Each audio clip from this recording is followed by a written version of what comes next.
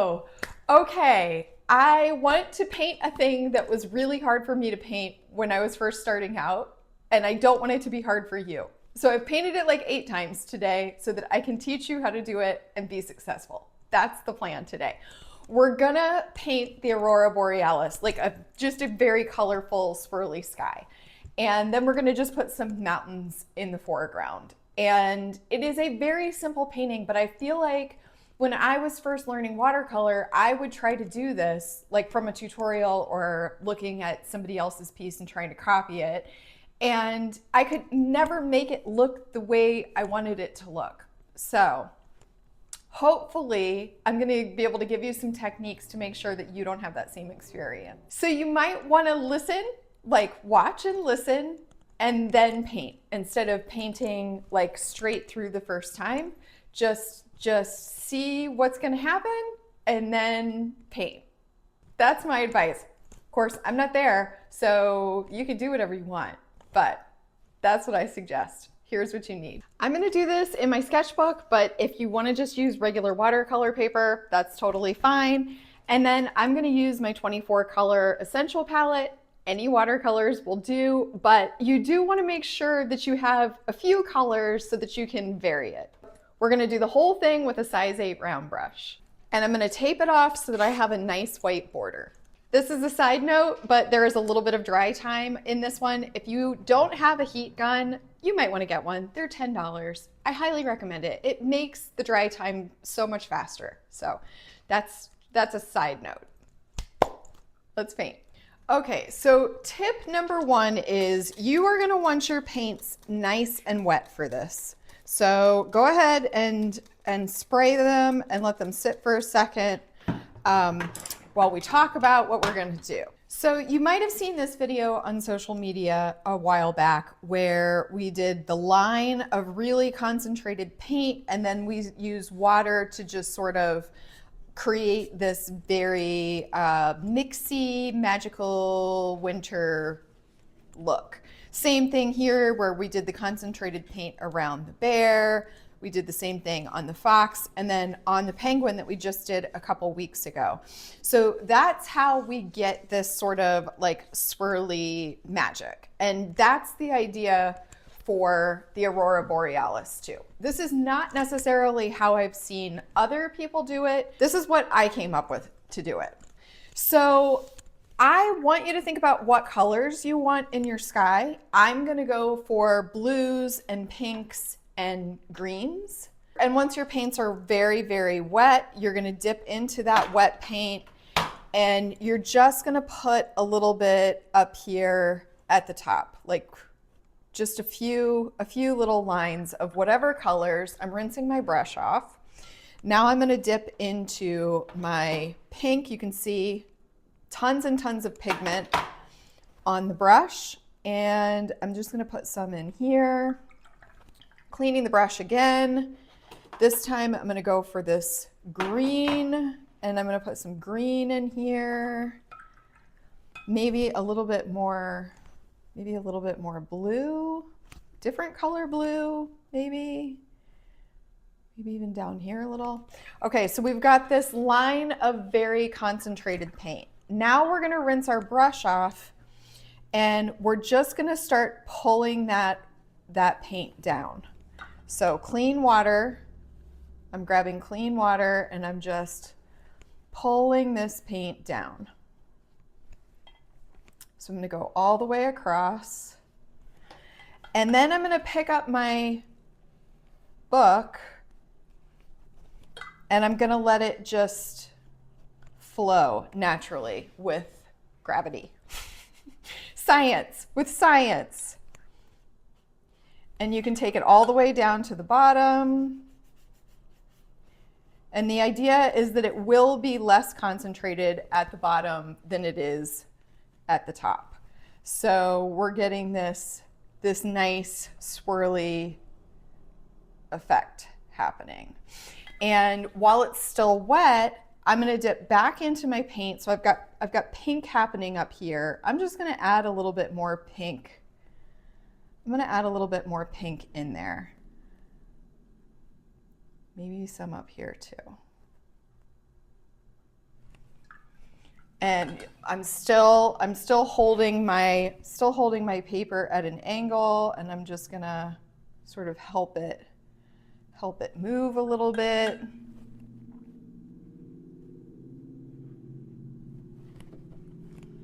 You can even turn it this way a little bit if you want.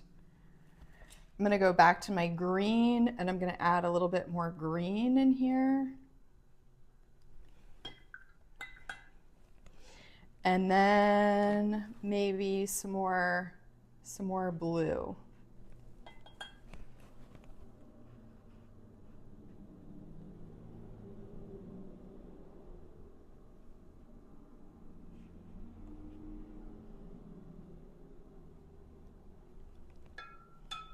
All right, now here's the trick. This is the trick. This is what I learned after doing this 8 times this morning. Stop messing with it. Don't mess with it too much. You can lift a little bit out if you've got too much in certain areas, but mostly you want to just let it. You just want to let it do its thing. You can, if you need to lift a little bit out, you can dry your brush off. But yeah, mostly we're gonna just let it. We want to just let it sit. This is where the drying tool comes in very handy, because if you're impatient like me, you don't really want to wait for it. But at this point, that's what we're gonna do. We're gonna let this dry. All right, so this is how it dried out. So I mean, it's so easy. It's so easy, but that's it. That's really it. Now you can put whatever you want to put into the foreground, and that's going to make this look like something. Because right now it just looks like maybe a colorful abstract, but I'm going to dip into some Payne's Gray and some indigo. I'm going to get a little bit of both on there, and I'm going to do a little mountain range here. So I'm just going to swipe this across. Again, dipping into my Payne's Gray and a little bit of indigo and just filling that in.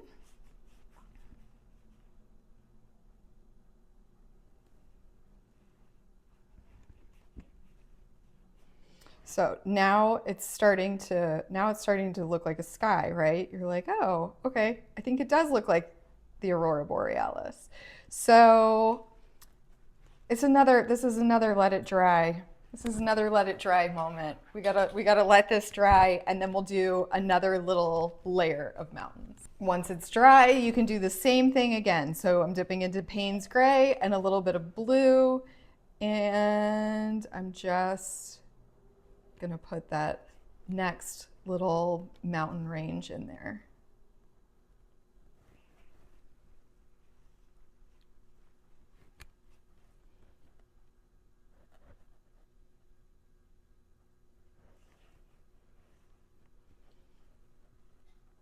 The only other thing I like to do to these is add some stars. So I don't think I mentioned this in the what you need part of this in the beginning, but the Dr. Martens Bleed Proof White, if you dip your wet brush in there and then you just tap it,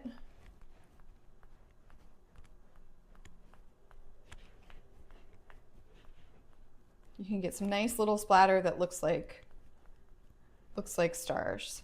And I just got it all over my mountain range. That's all right. I could have covered that up. That probably would have been a good idea. We'll just smooth that out.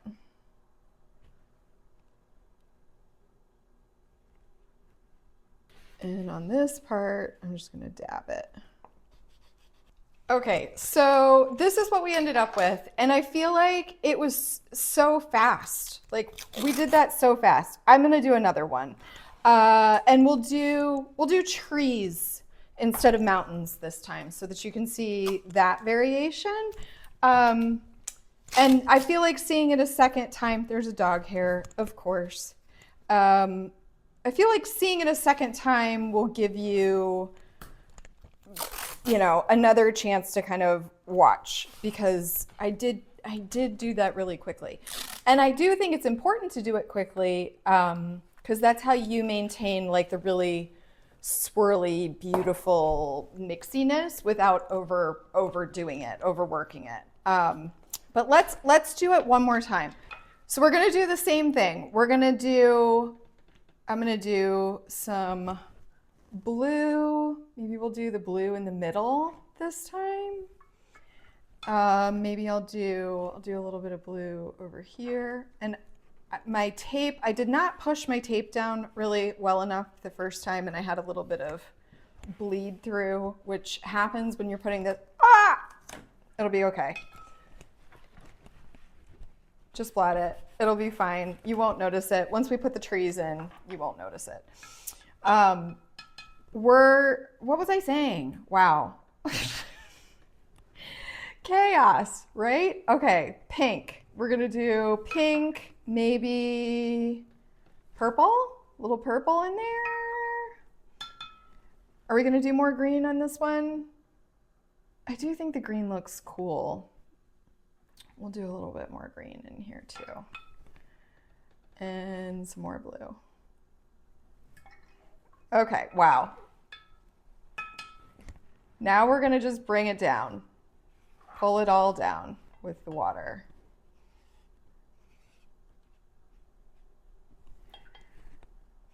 And just go all the way across, pulling that paint down. And you can bring it all the way down to the bottom and tilt your paper. Don't forget to tilt your paper.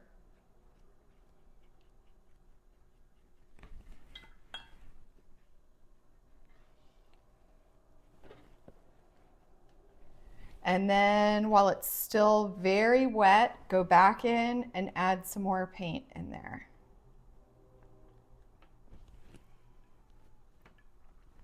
So I just added some pink. Let's do a little bit of blue over here.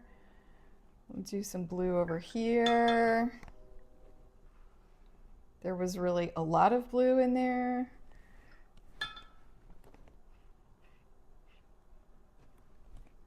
This one's gonna be pretty, I think.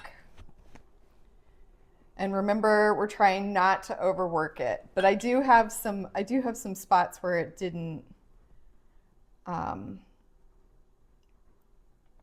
cover the paper. Like I missed some spots. So I'm just adding a little bit of water in there. And then if you wanna lighten anything up, you just dab your brush on the paper towel and you can kind of lift. But again, we don't want to do too much. We're trying not to do too much. That is the theme.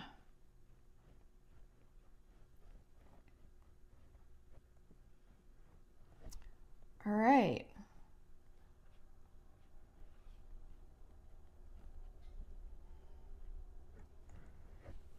What do we think of this one?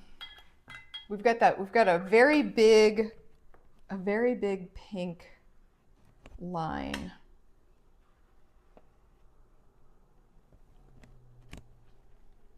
All right. I'm on the verge of overworking it, of overdoing it, because nobody's here to tell me to stop. Okay, that's it. We're gonna let this dry, and then we'll come back and we'll do some trees.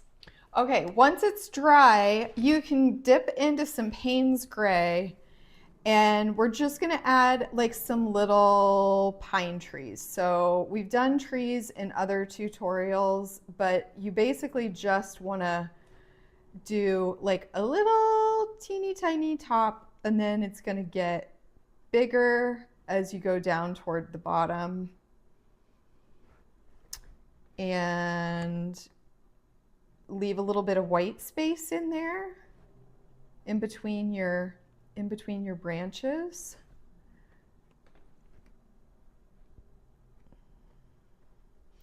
And then another part of the trick to it, I guess, is you want to vary the height. So don't do them all the same. Don't do them all the same height. Well, this guy is going to be, he's actually going to be very tall.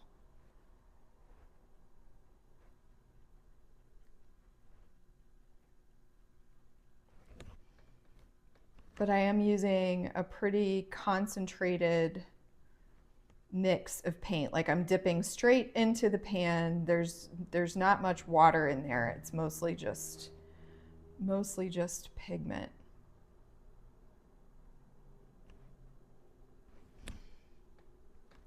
And whoop, I knew that was gonna drip. We'll do another one that's kind of tall. Just work with the drips. That's the motto for today, because I'm gonna have to do something with that one too, right? We're gonna do a little tree. We're gonna do a little tree right there. And you'll never even notice that drip.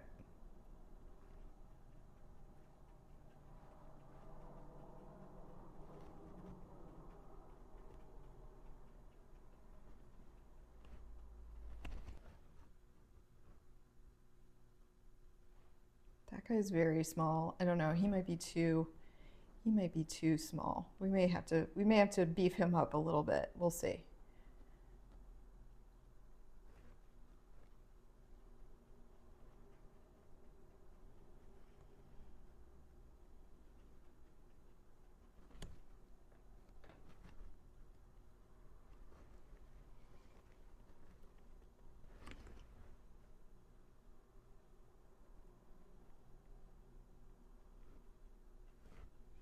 And another little guy over here on this side. If you've got too much white space, I am making him a little bit taller. If you've got too much white space, just fill it in a little bit. If you feel like it's too open, just add a little bit more paint. We'll try not to make the same mistake we made last time where I splattered the mountains with the Dr. Martens. So we just dip into that, and then let's see if we can splatter and cover the trees at the same time.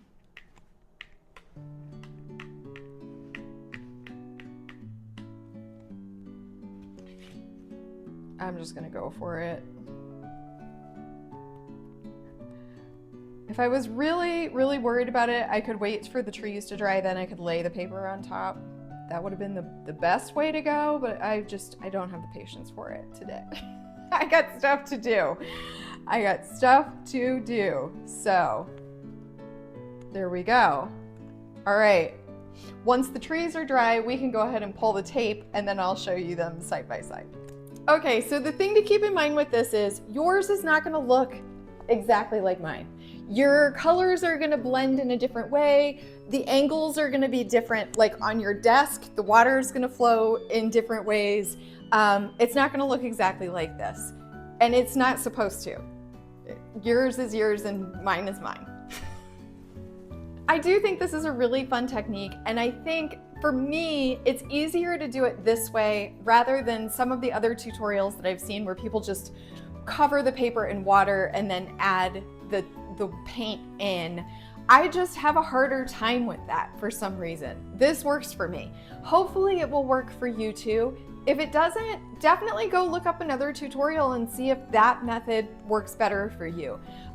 For me, this is what works. And I cannot decide whether I like the trees or the mountains more. I think I like them both. Anyway, thanks guys.